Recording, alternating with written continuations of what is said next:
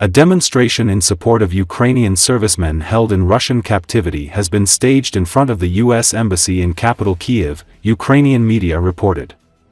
The participants of the demonstration demanded that the captured servicemen be exchanged on the principle of all for all without any prior agreement. The protesters said that there can be no talk of any agreement without the return of the prisoners of war. An agreement between the parties can only be signed after the return of the servicemen to their homeland. The participants of the demonstration held banners with slogans, "Release Ukrainian prisoners." USA is a great country. You can do it, no deals without freedom of UA POWs, ready for peace? Bring back POWs first, Russia hides Ukrainian prisoners of war. It should be noted that this is the first protest staged in front of the U.S. Embassy in Kyiv since U.S. suspended military assistance to the country.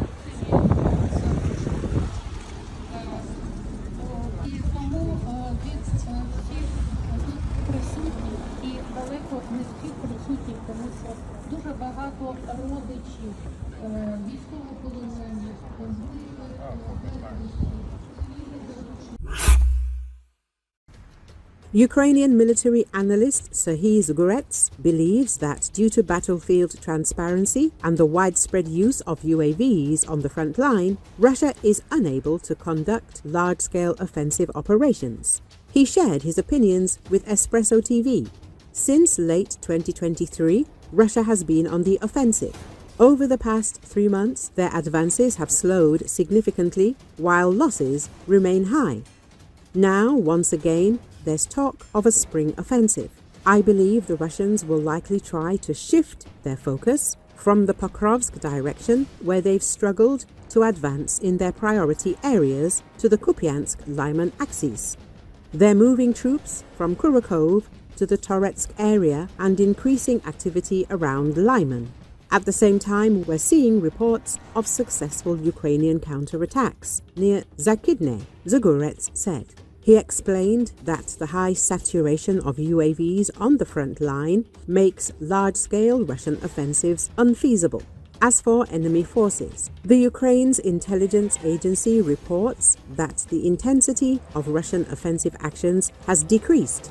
However, they are still massing troops and resources. Overall, I believe Russia's ability to conduct major offensives is either very limited or practically non-existent.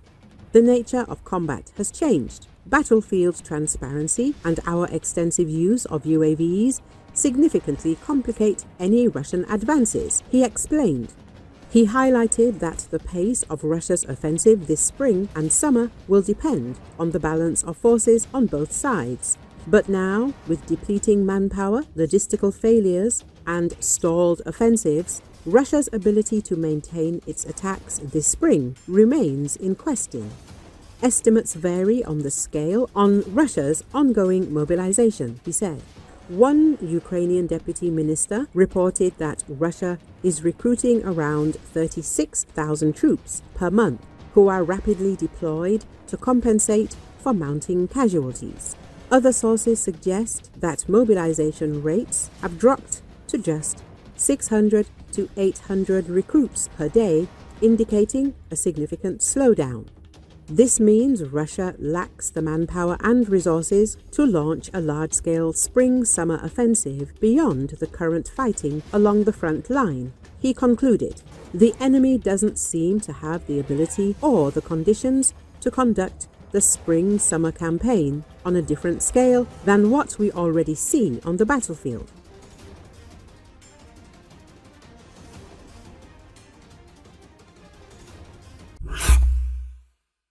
At present, the battle for Chasiv Yar, apparently, is approaching its natural end.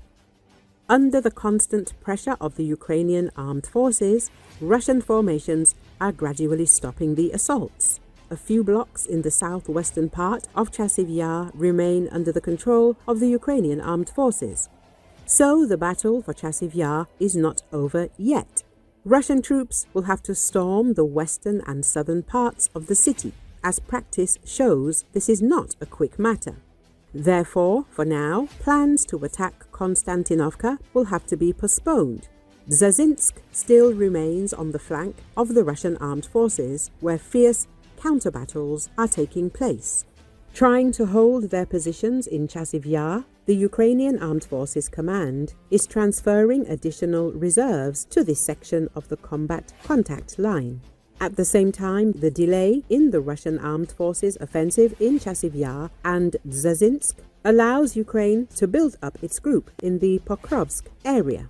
Meanwhile, judging by the situation developing on the left flank of the Pokrovsk direction as a result of the transfer of combat-ready reserves of the Ukrainian armed forces to this area, and in general to the area of the Pokrovsk-Mirnograd agglomeration, the conclusion suggests itself at the very least that Ukraine is trying, at the very least, to eliminate Russian advances to Novotroitskoy.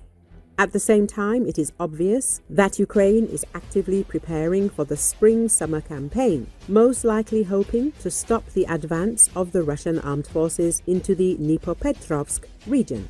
Viktor Tregobov, spokesperson for Ukraine's Khortytsia Operational Strategic Grouping, described the situation on this section of the front as follows. Toretsk and Chasiv Yar are a long and grueling kind of hell. Urban battles have dragged on for months in both cities, nearly a year in Chasiv Yar's case. It's a daily horror, but these cities are holding on. Meanwhile, Russian State Duma Deputy Viktor Vodolatsky, who is under sanctions from the EU, the US, and several other countries for supporting Russia's invasion of Ukraine, claimed that as of early March, the battles in Chasiv Yar are no longer just for every residential building, but for every entrance and every floor.